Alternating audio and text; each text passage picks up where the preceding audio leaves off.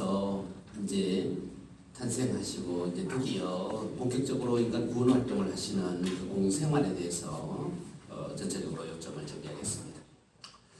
예수님께서 이제 장성하셔서 세례자 요한에게 세례를 받고 이제 본격적인 인간 구원 활동을 하시게 됩니다. 세례자 요한 아시는 대로 광야에서 덕을 닦던 수도자였습니다. 혹독한 수행을 했고 거친 음식을 먹으면서 수행하던 수도자입니다. 메뚜기와 들꿀을 먹었다고 합니다. 메뚜기와 들꿀, 요즘 올라오면 아주 건강 웰빙 식품인데 어쨌든 좋은 음식입니다. 저도 어릴 때 문경 상권에서 메뚜기 많이 잡아먹었습니다. 그래서 아직까지 눈은 그대로 밝은 편입니다. 개구리 많이 잡아먹어가지고 아직까지 뭐 그렇게 큰 병은 없습니다. 건강식품 어릴 때 먹은 게. 요한은 혹독한 수행을 하면서 깨우친 바가 회개였습니다. 요한이 이제 이야기한 말, 회개하라. 하나님 나라가 다가왔다. 요한은 서기 27년경부터 이제 요단강 이제 북쪽 이 언저리, 갈릴리아 호수 이 언저리에서 이제 그 베다니아라는 곳 주변에서 이제 이스라엘 각지에서 몰려온 사람들에게 세례를 베풀었습니다. 세례는 회개한다는 하나의 표시입니다. 이게 세례라. 그래서 이런 것들이 그냥 세례가 형식으로 끝나지 않고 내가 진정으로 회개하는 삶을 살겠다는 어떤 그런 마음, 이런 것들이 중요한 것이지요. 그래서 형식주의를 버려야 됩니다. 신앙인들은요. 형식을 넘어서라.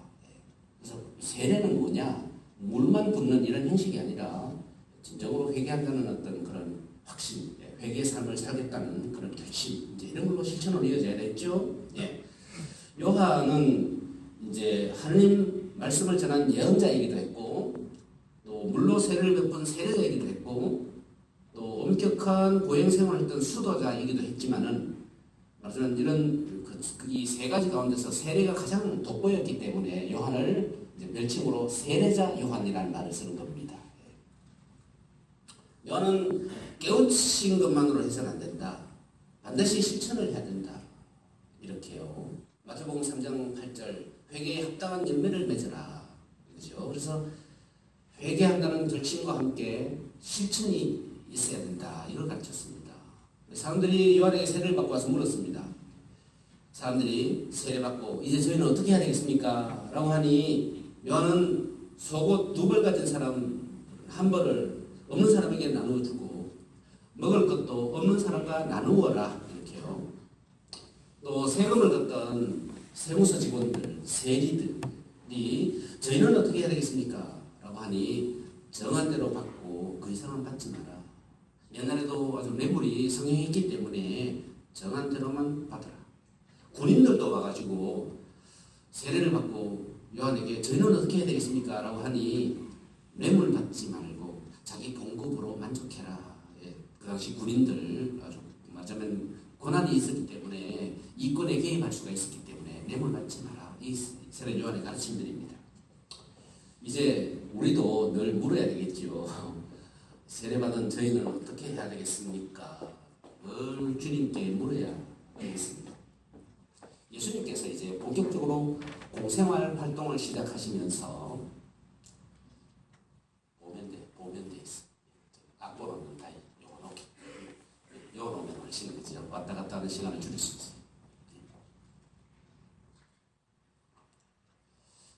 이거 안 보고 그냥 다 외우고 해야 되는데 그치? 아직 그 정도 내공이 안 돼가지고.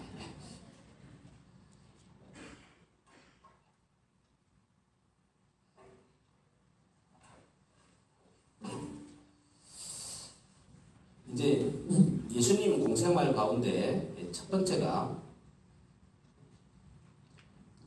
설교입니다. 설교. 인간 구원 활동으로 예수님께서 첫 번째 하신 일이 말하자면 하나님 말씀을 선포하는 이 설교입니다. 이 설교를 마태오 복음사가는 5가지로 이렇게 구별을 했습니다. 첫째, 산상설교. 두 번째, 파견설교. 세 번째, 비유설교. 네 번째, 공동체 설교. 다섯 번째가 심판설교입니다. 이렇게 예수님께서 하신 모든 설교를 5가지로 구별했고, 마태오는요, 산상설교는 마태복음 5장에서 7장, 5, 6, 7장 3장에 거쳐서 나옵니다. 파견설교는 마태복음 10장에 나옵니다. 비유설교는 13장에 나오고요. 공동체 설교는 18장, 심판설교는 마태복음 23장과 24, 25장 나옵니다. 대림치기 전에 늘 심판설교 내용을 복음으로 들었지 않습니까? 그죠? 세상 천지가 진동할 것이다. 면이 떨어지고 도둑이 언제 올지 모르는 것처럼 항상 준비하고 껴있으라. 이런 말씀들이 다 심판설교 내용들입니다. 첫째, 산상설교. 예수님 설교 중에 가장 중요한 설교죠. 마태복음 5장에서 7장. 산에서 가르친 설교입니다. 진복8단으로 알려진 참된 행복 가르침. 세상의 소금과 빛이 되라는 가르침. 율법을 완성하는 말씀, 형제들과 화해하라는 말씀, 원수까지 사랑해라는 말씀, 이런 내용들이 들어있습니다. 자선에 관한 말씀, 또 기도하는 법, 주님의 기도, 그리고 이제 여러 다른 설교로 이어지는 것이 산상설교입니다. 산상설교의 결론 말씀이 바로 마태복음 7장 21절입니다. 나에게 주님 주님 한다고 모두 하늘나라에 들어가는 것이 아니다. 하늘에 계신 내 아버지의 뜻을 실천하는 이라야 들어간다. 마태복음 7장 21절 산상설교의 결론입니다.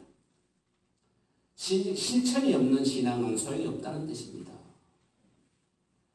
예수님 가르침을 믿는 것도 중요하지만 실천이 따라야 구원을 얻을 수 있다는 것이 예수님의 가르침입니다.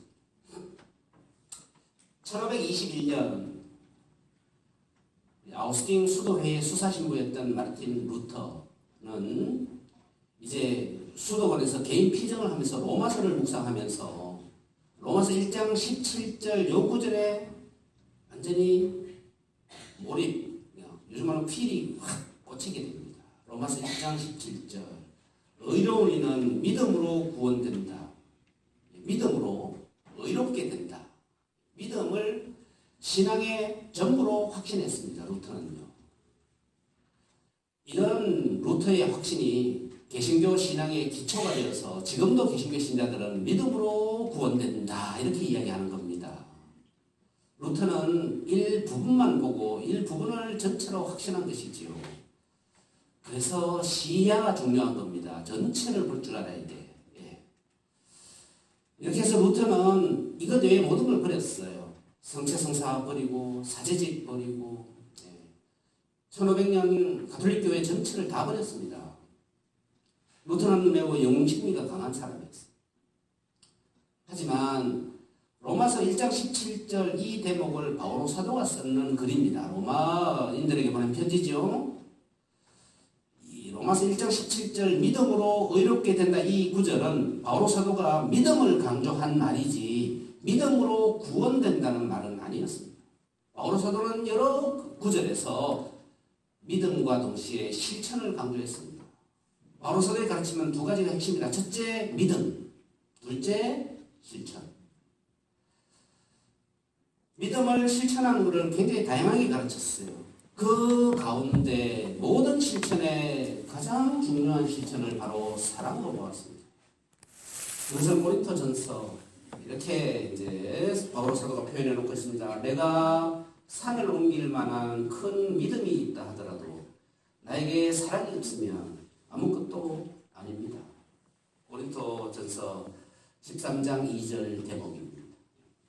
루터는 이런 구절을 말하자면 간과하고 믿음으로 의롭게 된다. 요 하나는 필히 꼽혀가지고 이것이 전부다라고 이렇게 확신한 이런 오류를 범한 것이죠. 두 번째가 이제 파견 설교입니다. 파견 설교는 12사도를 파견하는 내용이고, 맞으면 예수님을 따르는 사도들이 어떻게 행동해야 되는 지침을 가르치는 설교입니다. 마태복음 10장에 주로 나와 있고요. 그 다음에 비유설교, 마태복음 13장에 주로 나와 있습니다. 비유설교는 비유로 하신 설교입니다. 그 당시 사람들이 잘 못 알아듣기 때문에 아주 알기 쉬운 말로 주로 농업과 목축업을 했던 유목민들이었기 때문에 농사 짓는 일과 유목 생활에 관한 일들 비유로 들어가지고 말씀을 많이 하셨어요. 씨 뿌리는 사람 비유, 겨자씨 비유, 등등 이런 비유들, 무화과나무 비유, 착한 목자 등등, 하여튼 이런 여러 가지 이제 비유가 많이 나오죠.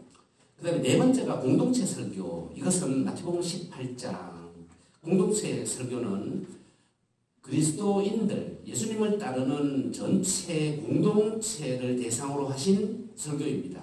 여기 보면 혼인과 이혼에 관한 가르침이라든가 독신 생활에 관한 가르침, 하늘 나라와 부자에 관한 가르침, 가난한 과부의 헌금에 관한 가르침, 또 가장 큰 계명 등등 이런 말하자면 예수님을 따르는 전체 그 당시 무리, 아직까지 교회가 이제 말하자면 형성되기 이전에 그 당시 사람들을 대상으로 하는 가르침입니다. 다섯 번째 설교가 심판 설교인데 이제 세상 심판에 관한 설교, 특히 그 당시 종교 지도자들, 형식주의에 빠졌던 율법학자, 바리사이들을 대상으로 한 이런 심판 내용입니다. 아주 강력한 그런 말씀들이 많이 나옵니다. 회칠한 무덤 같은 사람들아, 이 위선자들아, 아주 굉장히 아주 거친 말로써 예수님께서 이 사람들이 위선을 질타하는 그런 내용들이 주로 마태복음 23장과 24, 25장 여기에 이런 내용들이 주로 나옵니다. 예수님께서 공생활, 구원 활동의 첫 번째는 설교로서 하나님 말씀을 정확하게 가르친 내용이 첫 번째입니다. 이러면서 기적을 베풀게 돼요. 예수님께서 두 번째 이렇게 구원 활동이 기적입니다. 병을 고쳐주시는 치유를 비롯해서 여러 가지 기적을 베푸셨는데, 기적은 하느님께서, 예수님께서 하느님의 아들이고 구세주이시다는 것을 보여주는 하나의 표징입니다. 기적을 보면서 예수님께서 하나님의 아들이시고 우리의 구세주이시다는 것을 보여주는 표징 행위입니다. 기적을 통해서 예수님이 어떤 분이신지가 드러나고, 또 정말 예수님의 가르침을 따르는 이런 신앙이 생겨나고, 그 신앙을 통해서 영원한 생명을 얻는다는 것들이 복음을 쓴 저자들의 확신입니다. 세상에는 사실 자연과학으로만 설명할 수 없는 이런 일들이 더러 일어납니다. 우리 주변에도 때로는 놀랍게도 이런 암 조직들이 사라지는 일들이 일어날 수 있고요. 그건 우리 천주교뿐만 아니라 다른 종교나 종교가 없는 사람들한테도 일어날 수도 있고요. 또는 자연적인 기적도 일어날 수도 있고요. 어쨌든 자연현상, 자연과학으로만 설명할 수 없는 그런 놀라운 일들, 신비로운 일들이 일어날 수 있는 것들입니다. 어쨌든 이런 일들이 예수님을 통해서 일어남으로써 예수님이 참된 구세주이시고 그 신앙이 생겨나고 그것을 통해서 영원한 생명을 얻을 수 있다는 것이 복음에 나오는 그런 기적 이야기들의 요체들입니다. 신약 성경에는 약 30번 기적 이야기가 나옵니다. 여기에는요, 병을 치유하는 치유 기적이 14번, 중풍병자, 또 나환자, 소경 등등, 그리고 구마 기적, 마귀를 쫓아내는 기적이 5번, 그리고 소생 기적, 죽은 사람을 살리는 기적이 3번 나오고요. 또 자연 기적, 자연적인 이변을 일으키는 기적, 풍랑을 조용히 한다든가, 또는 물 위를 이렇게 걷는다든가, 등등 하여튼 이런 하나에서 물이 담긴 통이 포도주로 변하는 이런 기적이라든가 등등 이런 기적, 자연 기적이 8번 일어납니다. 기적, 예수님 공생활에서 두 번째로 드러나는 내용입니다. 세 번째, 예수님의 가르침 종합입니다. 이런 설교나 기적을 통한 이런 예수님의 모든 가르침의 종합이 뭐냐 이것입니다. 그러니까 구원에 이르는 길, 예수님의 그 많은 가르침의 종합이 뭐냐 이겁니다. 그 당시에 이스라엘 사람들은 십계명과 율법을 잘 지키면 구원받는다라는 것이 이스라엘 사람 유대인들의 믿음이었습니다. 계명 중에 어떤 게 십계명이고 율법은 십계명의 세부 시행 지침들이었죠. 이렇게 유대인들은요, 옛날 그 시나이 계약, 구약 시나이 계약에서 모세가 받은 십계명, 그리고 여러 가지 그 부속 지침들이었던 율법들을 잘 지키면 구원받는다, 유대인들의 믿음이었습니다. 하지만 그 당시 예수님 시대 당시에 그 유대인들의 지도자, 종교 지도자들이었던 율법학자와 바리사이들은 형식주의, 율법주의에 빠져 있었던 것입니다. 사람의 그 상황, 사람이 처한 사정보다는 율법 그 자체를 절대화시킴으로써 율법이 사람들이 살아가는 생활 지침이 아니라 오히려 사람들을 구속하고 사람들을 올가매는 이런 족쇄가 되게 그렇게 했던 것이죠. 자, 예수님의 모든 이런 가르침은 이런 율법학자 바리사이의 가르침과 달랐습니다. 예수님 가르침, 계명과 율법을 지키는 것도 중요하지만 그보다 훨씬 더 중요한 것, 모든 가르침을 요약하는 것이 바로 사랑이다. 이렇게 가르쳤습니다.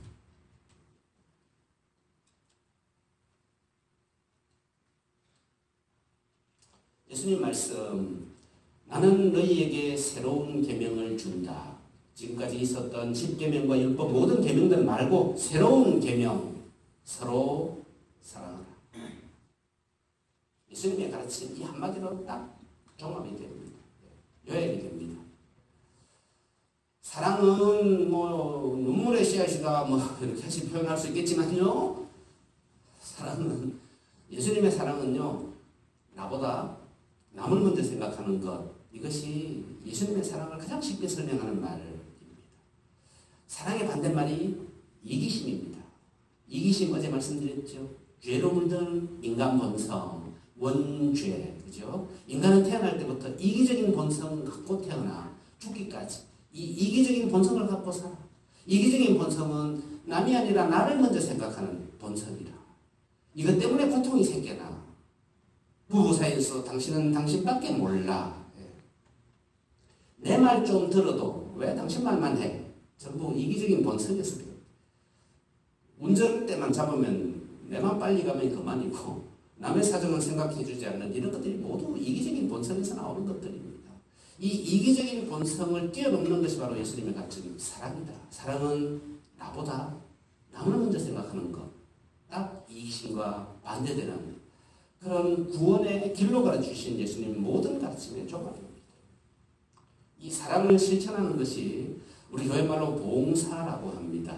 봉사의 삶을 살다 가신 의인들이 참 많습니다. 마더 데레사 스님, 이태석 신부님, 뭐 아주 대표적인 분들이겠죠. 바로 사랑을 실천하는 봉사의 삶을 살다 가신 분으로 이태석 신부님의 삶은 뭐 우리 모든 그죠 한국인 전체 신자뿐만 아니라 뭐 종교를 넘어서서 정말 감동을 주었습니다. 그리고 이제 예수님께서는 이런 가르침을 주시고 당신이 이제 떠나가셔야 돼. 당신이 계속 살지는 못해. 떠나가시면 이런 일들이 계속 이어져야 되는 게라 그지? 이렇게 해서 창립하신 것이 가톨릭 교회입니다. 그래서 이제 교회를 창립하게 돼요.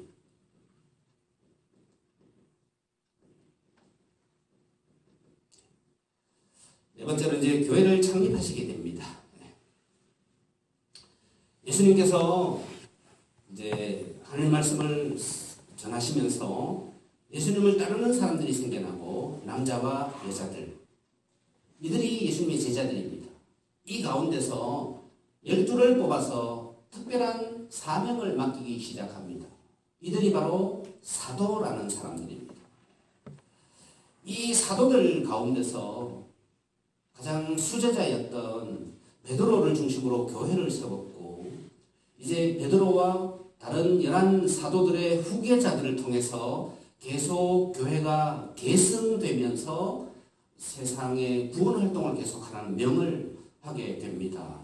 이렇게 해서 생겨난 하나님을 믿는 백성, 예수님을 구세주로 믿는 백성이 바로 가톨릭 교회였고, 그리스도를 믿는다는 뜻으로, 그런 종교라는 뜻으로 그리스도교라는 명칭으로 이제 불리게 되었습니다. 이 교회 창립 과정은요, 언제 교회 창립을 했지? 성경을 보면 이제 좀 약간은 이제 딱 짚어내기가 쉽지 않습니다만 간단히 설명드리면 이렇습니다. 어떻게 교회를 창립했느냐? 예수님께서 제자들 전부 모아놓고 교회 창립식, 경축 뭐 이런 어떤 말하자면 행사를 가지시지는 않았습니다.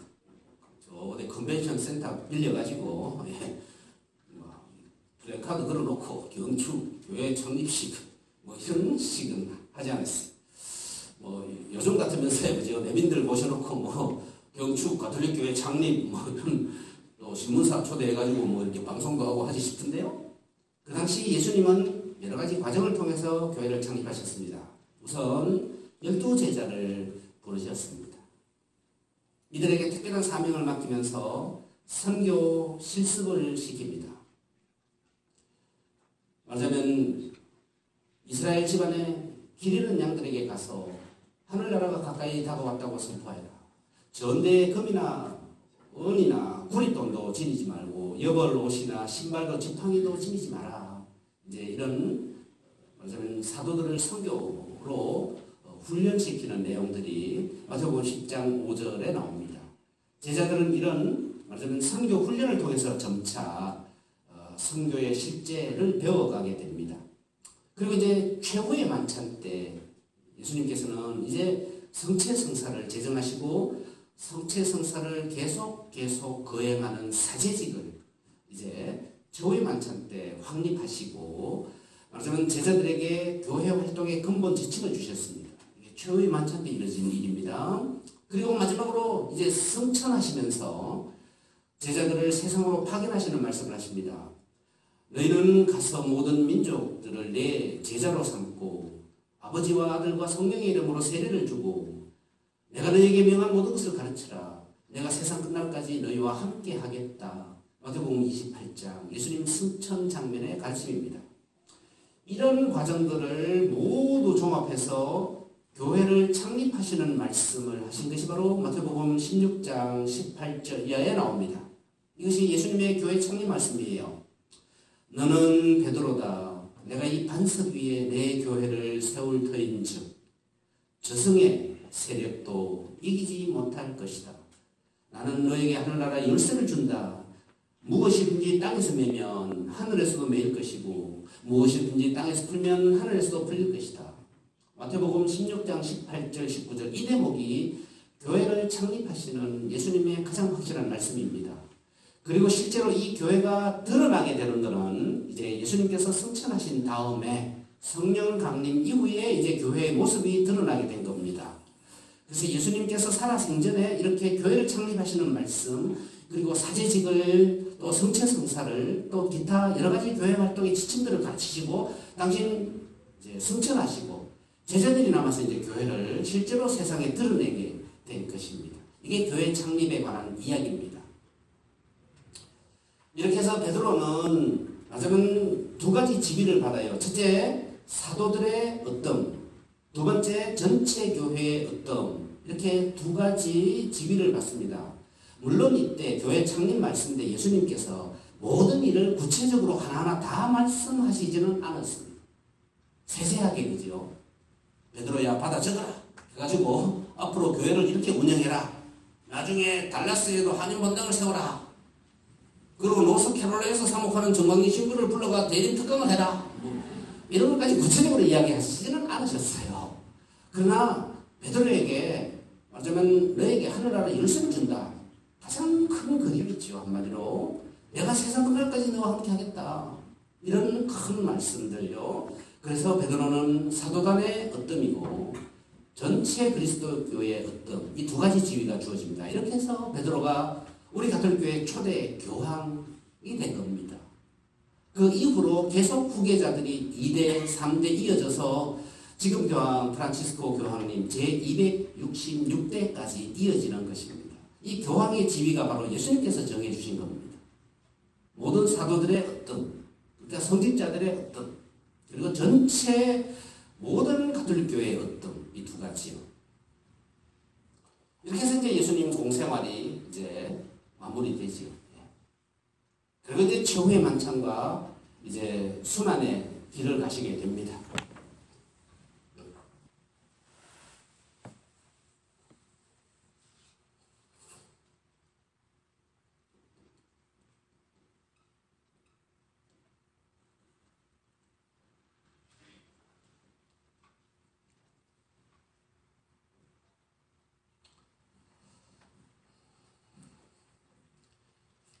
최후의 만찬은 이제 최후의 만찬은 날짜가 서기 30년 4월 6일 목요일.